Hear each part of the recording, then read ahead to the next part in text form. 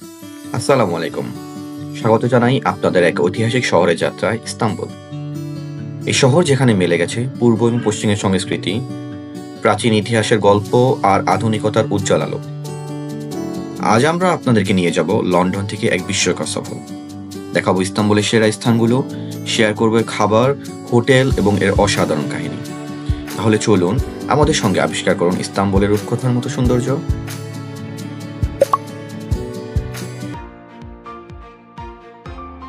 শুরু করছি আমাদের সেই উত্তেজনাপূর্ণ ভ্রমণ লন্ডন থেকে ইস্তাম্বুলের উদ্দেশ্যে।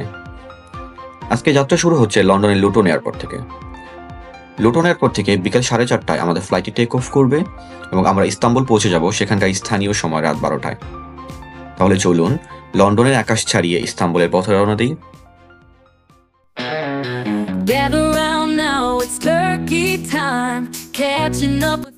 আমরা রাত 12:30টায় ইস্তাম্বুল এয়ারপোর্টে এসে পৌঁছেছি। এখন আমাদের হোটেলে যাব, যা সুলতান আহমেদে অবস্থিত। আমরা হোটেলে যাওয়ার জন্য ব্যবহার করব হাবায়েস্ট বাস, কেননা মধ্যরাতে কোনো ট্রাম ছিল না। আপনি ট্রামও ব্যবহার করতে পারেন যদি ট্রামের শিডিউলের সাথে মিলে।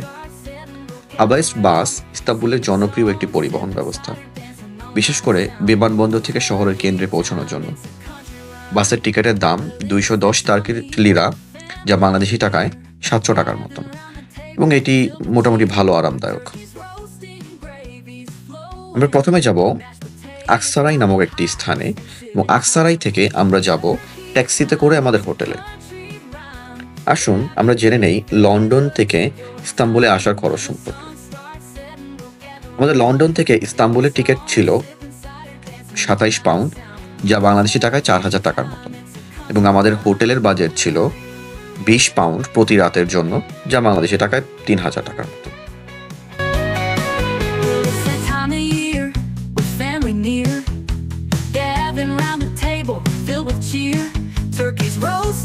অবশেষে রাত 3টার দিকে আমরা আমাদের হোটেলে পৌঁছে যাই, এবং আগেই যেহেতু বলেছিলাম আমাদের হোটেলটা বাজেটের হোটেল, মোটামুটি খারাপ ছিল না বাজেটের মধ্যে।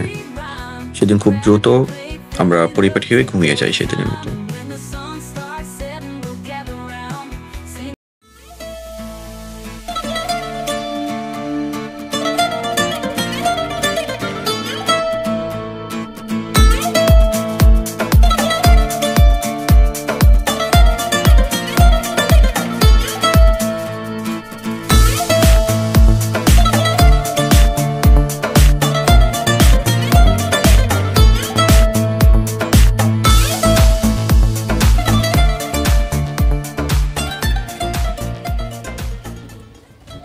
আমরা এখন যাচ্ছি সুলতান আহমেদের দিকে। আমাদের হোটেল থেকে মোটামুটি 5 মিনিটের হাঁটার রাস্তা দেখাচ্ছে, এখান থেকে 600 মিটার।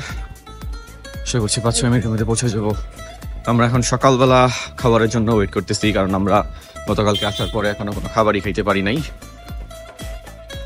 দেখি কোথায় রেস্টুরেন্ট কোনো খুঁজে পাওয়া যায় নাকি।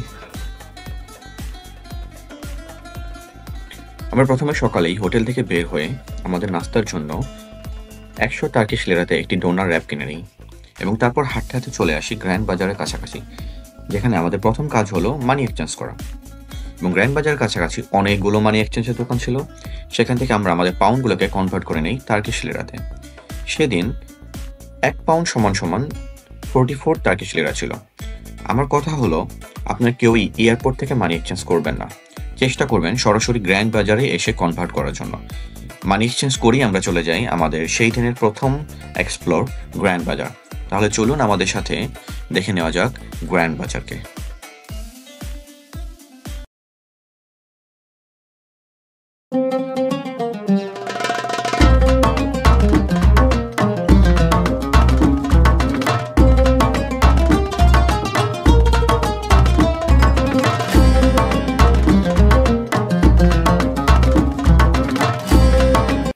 গ্র্যান্ড বাজার পৃথিবীর প্রাচীনতম এবং সবচেয়ে বড় বাজারগুলোর একটি। এটি তুরস্কের ইস্তাম্বুলে অবস্থিত এবং প্রতি বছর লাখ লাখ পর্যটক এই বাজার পরিদর্শন করে। গ্র্যান্ড বাজারে প্রায় 4000-এরও বেশি দোকান আছে, যা 61টি গলির মধ্যে দিয়ে দাঁড়িয়ে আছে। এটি 1455 সালে অটোমান সম্রাট মেহমেদ দ্য কনকোয়ারার আমলে নির্মিত হয়। এই বাজারটি প্রাচীন সিল্ক রোডের অন্যতম গুরুত্বপূর্ণ কেন্দ্র হিসেবে পরিচিত ছিল। এখানে সোনার গহনা, চামড়ার পণ্য, কার্পেট, সিরামিক এবং ঐতিহ্যবাহী তুর্কি সামগ্রী পাওয়া যায়। গ্র্যান্ড বাজারের পরিবেশ তুর্কি ঐতিহ্যের ছোঁয়া স্পষ্ট। আপনি যদি ইতিহাস এবং সংস্কৃতির সঙ্গে কেনাকাটায় অভিজ্ঞতা অর্জন করতে চান, এই বাজারটি অবশ্যই উপভোগ করবেন।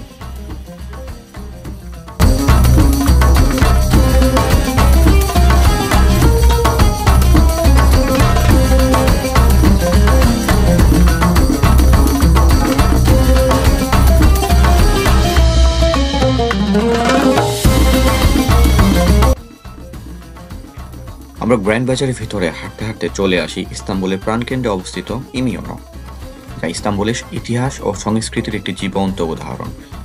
এখানে পর্যটকরা গ্যালাতা ব্রিজের নিচে বসে বসফরাসের অপূর্ব দৃশ্য উপভোগ করতে পারেন।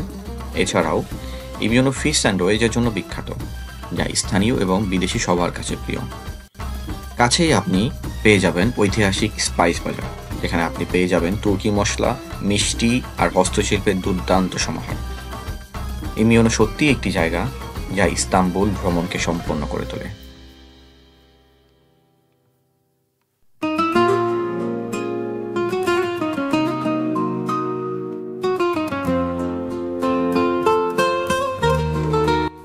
ইমিয়নোর পাশে রয়েছে ইস্তাম্বুলের ঐতিহাসিক ইয়েনিকামি মসজিদ, যা নতুন মসজিদ নামে পরিচিত। আমরা এই মসজিদও পরিদর্শন করি। 1963 সালে নির্মিত এই মসজিদটি অটোম্যান স্থাপত্য শৈলীর এক অসাধারণ নিদর্শন। এর অপূর্ব গম্বুজ, দৃষ্টিনন্দন মিনার এবং সুনিপুণ কারুকার্য আপনাকে মনোমুগ্ধ করবে। ইয়েনিকামি শুধু একটি উপাসনালয় নয়, এটি অটোম্যান ঐতিহ্যের একটি প্রতীক। অবশ্যই আপনার এটি ভিজিট করবে ভুলবেন না।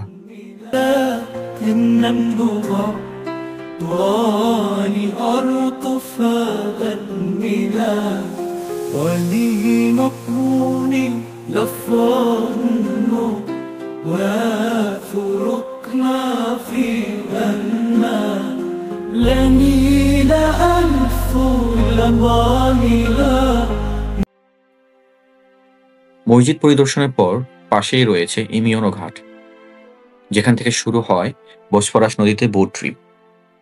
মাত্র 200 টার্কিশ লিরাতেই বোটে চড়ে আপনি উপভোগ করতে পারবেন ইউরোপ ও এশিয়ার মেলবন্ধনের সৌন্দর্য। নদীর তীর ধরে দাঁড়িয়ে থাকা ঐতিহাসিক প্রাসাদ, দুর্গ এবং আধুনিক স্থাপনাগুলো আপনাকে এক ভিন্ন জগতে নিয়ে যাবে। ইস্তাম্বুলের প্রকৃত সৌন্দর্য দেখতে বসফরাস ট্রিপ একেবারেই মিস করবেন না। দিন শেষ হোক বসফরাস নদীর তীরে দাঁড়িয়ে সূর্যাস্তর মনোমুগ্ধকর দৃশ্য দেখে। নদীর স্নিগ্ধ বাতাস, পানির উপর সূর্যের শেষ আলো আর দুই তীরের ঐতিহাসিক স্থাপনাগুলো যেন এক অসম্পূর্ণ গল্প। এই মুহূর্তে ইস্তাম্বুল তার সমস্ত সৌন্দর্য নিয়ে আপনার মনে চিরস্থায়ী ছাপ রেখে যাবে। এভাবেই সূর্য অস্ত দেখতে দেখতে আমাদের আজকের দিনটা শেষ হলো এবং আগামীকাল আমরা যাব হায়া সোফিয়া এবং তোপকারি প্রাসাদ। সেই গল্পের জন্য পুরো ভিডিও অবশ্যই দেখবেন।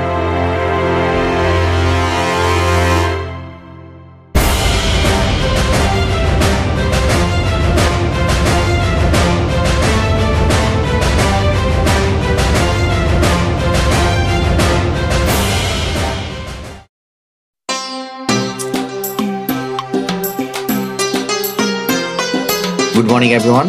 আজ আমাদের ইস্তাম্বুলের তৃতীয় দিন। আজ আমরা যাচ্ছি সেই ঐতিহাসিক জায়গা হায়া সোফিয়া, যা আমাদের হোটেল থেকে মাত্র 10 মিনিট হাঁটার দূরত্বে। চলুন সময় নষ্ট না করে শুরু করি আমাদের আজকের দিনটা। হায়া সোফিয়া যাওয়ার আগে অনলাইনে টিকিট কেটে নিন, যাতে লম্বা লাইনে দাঁড়াতে না হয়। 900 টার্কিশ লিরাতে আমরা যাচ্ছি হায়া সোফিয়ার ভিতরে, কিন্তু আমাদের এখানে একটি ভুল ছিল, যা একটু পরে বলছি। আচ্ছা, আরেকটি বিষয়, এখানে যাওয়ার আগে অবশ্যই হিজাব নিয়েতে ভুলবেন না। আমরা এখন যাচ্ছি হায়া সোফিয়ার দ্বিতীয় তলাতে, যা এখন জাদুঘর হিসেবে এবং এর নিচতলা মসজিদ হিসেবে ব্যবহার হচ্ছে। আসুন জেনে নেই এর কিছু ইতিহাস। 537 খ্রিস্টাব্দে বাইজেন্টাইন সম্রাট জাস্টিনিয়ান এটি নির্মাণ করেন। প্রাথমিকভাবে এটি একটি গির্জা ছিল। পরে 1453 সালে অটোমান শাসন শুরু হলে এটি মসজিদে রূপান্তরিত হয়। আর এখন এটি একটি জাদুঘর এবং সম্প্রতি আবার মসজিদ হিসেবে ব্যবহার হচ্ছে। ভিতরে ঢুকতেই আপনি দেখতে পাবেন এর অসাধারণ গম্বুজ, যা মনে হবে আকাশ ছুঁতে চলেছে। এটি বাইজেন্টাইন স্থাপত্যের একটি উজ্জ্বল উদাহরণ। চারপাশে মার্বেলের কাজ, মোজাইক অ্যান্ড ক্যালিওগ্রাফি আপনাকে মুগ্ধ করবে। হায়া সোফিয়ার স্থাপত্য বিশ্বজুড়ে প্রশংসিত। এর বিশাল গম্বুজ, সোনালী মোজাইক আর মার্বেল পিলারগুলো যেন এক শিল্পকর্ম। বাইজেন্টাইন ও অটোম্যান স্থাপত্যের মিশ্রণ এখানে স্পষ্ট।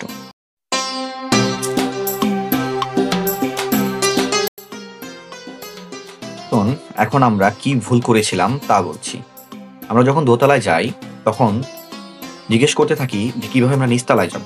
তখন একজন স্টাফ আমাদের জানায় আমরা যেহেতু মুসলিম তাই আমরা নামাজের টাইমে নিচতলায় যেতে পারবো, যার প্রবেশপথ বাহির দিয়ে।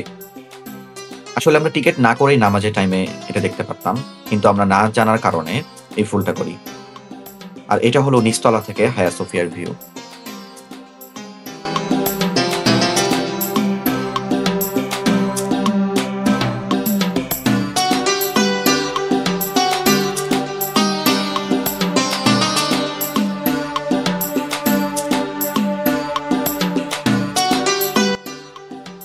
আমরা হায়া সোফিয়া দেখা শেষ করেই চলে যাই পাশেই থাকা ব্লু মস্কে। ব্লু মস্ক হায়া সোফিয়া থেকে শুধুমাত্র 2 থেকে 3 মিনিট হাঁটা রাস্তা। সুলতান আহমেদ 119 বছর বয়সে এই মসজিদটি নির্মাণের আদেশ দেন এবং 1906 সালে এর নির্মাণ কাজ শুরু হয়। এই 6টি মিনার এবং বৃহৎ গম্বুজ রয়েছে। ভিতরে ঢুকলেই আপনি দেখতে পাবেন বিখ্যাত নীল টাইলস, যেগুলোর জন্য মসজিদটি ব্লু মস্ক নামে পরিচিত। এগুলো হাতে আঁকা টাইলস যা উজ্জ্বল নীল রঙের জন্য বিখ্যাত, আর ছাদে ঝুলছে অসাধারণ ঝাড়বাতি। মসজিদে 6টি মিনার নিয়ে একসময় বিতর্ক হয়েছিল, কারণ মক্কার মসজিদুল হারামেও 6টি মিনার ছিল। পরে মক্কায় একটি অতিরিক্ত মিনার যোগ করা হয়। আরেকটি বিষয়, ব্লু মস্কে ঢুকতে কোনো টিকিটের প্রয়োজন হয় না। আপনারা যে কোনো টিকিট ছাড়াই ঢুকে যেতে পারবেন ব্লু মস্কে।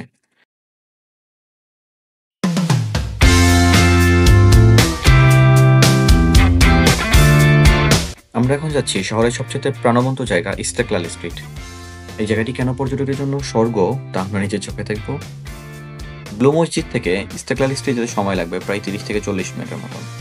আপনি চাইলে মেট্রো, ট্রাম বা ট্যাক্সি ব্যবহার করতে পারেন। আমরা সিদ্ধান্ত নিয়েছি ট্রামে যাওয়ার, কারণ এটি সহজ এবং সাশ্রয়ী। ইস্তাম্বুলের সবচেয়ে ব্যস্ত এবং জনপ্রিয় একটি জায়গা ইস্তেকলাল স্ট্রিট। প্রায় 1.4 কিলোমিটার দীর্ঘ এই রাস্তা, যা শপিং, খাবার এবং সংস্কৃতির এক মিলনমেলা। এখানে সকল ধরনের ব্র্যান্ডের সব তুর্কি, ডোনার, বাকলাবা, পিস্তাকিও, হালুয়া সবই পাওয়া যায়।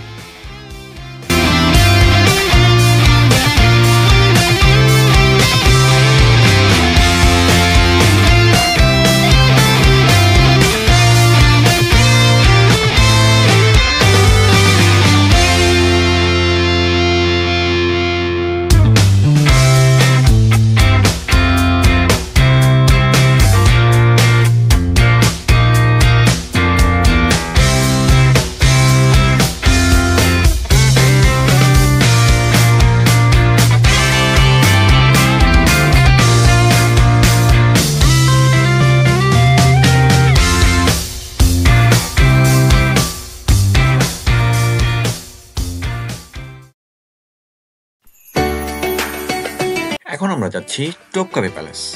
আমরা প্রথমেই 1800 টার্কিশ লিরাতে টিকিট করে নেই, যার মধ্যে হ্যারেম সহ ইনক্লুড ছিল। টোপকাপি প্যালেস উসমানীয় সাম্রাজ্যের রাজধানী ছিল এবং এটি ইসলামী ইতিহাসের একটি গুরুত্বপূর্ণ অংশ। এটি 1459 সালে সুলতান মেহমেদ ফাতে নির্মাণ করেন। এটি ছিল অটোম্যান সাম্রাজ্যের প্রথম প্রধান প্রাসাদ এবং প্রায় 400 বছর ধরে সুলতানরা এখান থেকে সাম্রাজ্যের শাসন কার্য পরিচালনা করতেন। এটি প্রাসাদের প্রথম আঙ্গিনা। এখানে রাজকীয় উদ্যান এবং সৈন্যদের প্রশিক্ষণ কার্যক্রম পরিচালনা হতো। এই গেটটি দিয়ে প্রবেশ করলেই আপনার কাছে মনে হবে আপনি মনে হয় নতুন এক জগতে প্রবেশ করেছেন। আমরা এখন যাচ্ছি টোপকাপি প্যালেসের লাইব্রেরিতে। এই লাইব্রেরি 1800 শতকে সুলতান আহমেদ তৃতীয় প্রতিষ্ঠা করেছিলেন। এখানে দুর্লভ ইসলামিক পাণ্ডুলিপি এবং ঐতিহাসিক নথি সংরক্ষিত আছে। এর স্থাপত্যশৈলী এবং সুন্দর ক্যালিওগ্রাফি, অটোমান স্টাইলের নকশা দেখে আপনি মুগ্ধ হয়ে যাবেন। ভিতরের পরিবেশ একেবারে শান্ত শিষ্ট এবং পবিত্র, যেন ইতিহাস নিজের গল্প বলছে। এই জায়গায় সত্যি অমূল্য। গাছের ছায়া, সবুজ ঘাস আর পাখির ডাক, এখানে প্রকৃতি আর স্থাপত্যের মিলন সত্যি অনন্য। প্রাচীন স্থাপনার মাঝে এমন সুন্দর পরিবেশ এক আলাদা প্রশান্তি এনে দেয়।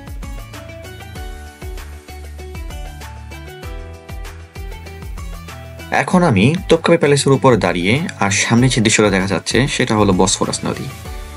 এই নদী শুধু সুন্দরই নয়, ইতিহাসের বড় একটা অংশ। ইউরোপ আর এশিয়া একে অপরকে কাছাকাছি নিয়ে আসছে এই নদী। আজও এখানে নানা ধরনের নৌকা আর জাহাজ চলাচল করছে, একে অপরকে পার হয়ে যাচ্ছে, আর সেই দৃশ্য দেখতেই যেন ভীষণ ভালো লাগছে। সূর্য যখন এই নদীতে পড়ছে তখন পুরো দৃশ্যটা যেন এক জীবন্ত পেইন্টিং এর মতো লাগছে। এখানে দাঁড়িয়ে থাকলে মনটা যেন একদম শান্ত হয়ে যায়। এখন আমরা যাচ্ছি তোপকাপি প্যালেসের হেরেমে। এই জায়গাটা একসময় সুলতানদের পরিবার এবং তাদের অন্তরঙ্গ জীবনের কেন্দ্র ছিল। হেরেমের প্রতিটি কক্ষ, দেয়াল আর ছাদের ডিজাইন সত্যিই চমৎকার। এখানে সুলতানদের, মহিলাদের এবং পরিবারের সদস্যদের জন্য সবকিছু ছিল। এখানে আসতে মনে হয় সময়টা যেন থমকে গেছে। আপনি যদি কখনো অটোমান সাম্রাজ্যের ঐতিহ্য অনুভব করতে চান, তবে হেরেমের এই চুপচাপ পরিবেশ আপনার জন্য আদর্শ স্থান। হেরেমের পর আমরা চলে যাই প্রাসাদের অন্যতম আকর্ষণ রুম, হোলি রোকেস রুম, যেখানে ইসলামের পবিত্র নিদর্শনগুলো সংরক্ষিত হয়েছে। এই ঘরে রয়েছে মহানবী হজরত মুহাম্মদ সাল্লাল্লাহু আলাইহি ওয়াসাল্লামের দাড়ি মোবারক, তার ব্যবহার করা তলোয়ার, তার পায়ের ছাপ, কাবার চাবি এবং সেই পবিত্র চিঠিগুলো যা তিনি বিভিন্ন নেতাদের পাঠিয়েছিলেন। এই নিদর্শনগুলো শুধু ঐতিহাসিক নয়, বরং আমাদের ঈমানকে আরও শক্তিশালী করে তোলে। এখানে সংরক্ষিত রয়েছে হজরত মুসা আলাইহিস সালামের লাঠি, যা তিনি সমুদ্র বিভক্ত করতে ব্যবহার করেছিলেন। এছাড়া হজরত ইউসুফ আলাইহিস সালামের পাগড়ি এবং দাউদ আলাইহিস সালামের তরবারি এবং ফাতিমা রাদিয়াল্লাহু তাআলার জামাও রয়েছে এখানে। অটোমান সুলতানরা শুধুমাত্র ইসলামী শাসন করেননি, বরং ইসলামের পবিত্র নিদর্শনগুলো সংরক্ষণের জন্য অত্যন্ত যত্নবান ছিলেন।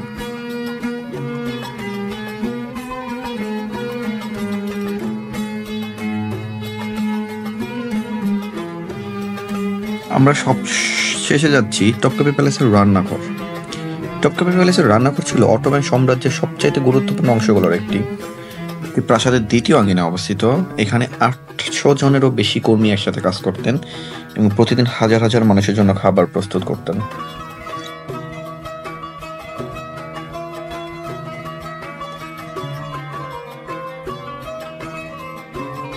অবশেষে তোপকাপি প্যালেস শেষ করেই আমরা চলে গিয়েছিলাম আমাদের সেদিনের লাঞ্চ করার জন্য, এবং আমরা নিয়েছিলাম 600 টার্কিশ লিরাতে একটি মিক্সড প্ল্যাটার, যেখানে সবকিছু ছিল। আমাদের দুজনের জন্য এনাফ ছিল সবকিছু।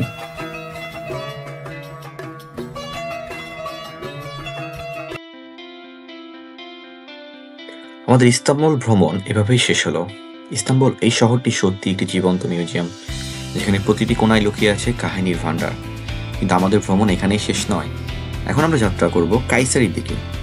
সাথেই থাকুন আমাদের পরবর্তী পর্বে, যেখানে আমরা আপনাদের দেখাবো কাপাডোকিয়ার বিশেষ আকর্ষণ এবং ঐতিহাসিক স্থান। আমাদের এই যাত্রায় যদি আপনাদের ভালো লেগে থাকে, তবে অবশ্যই লাইক, শেয়ার এবং সাবস্ক্রাইব করতে ভুলবেন না। ইস্তাম্বুল থেকে কায়সারির পথে দেখা হবে পরবর্তী পর্বে। ধন্যবাদ।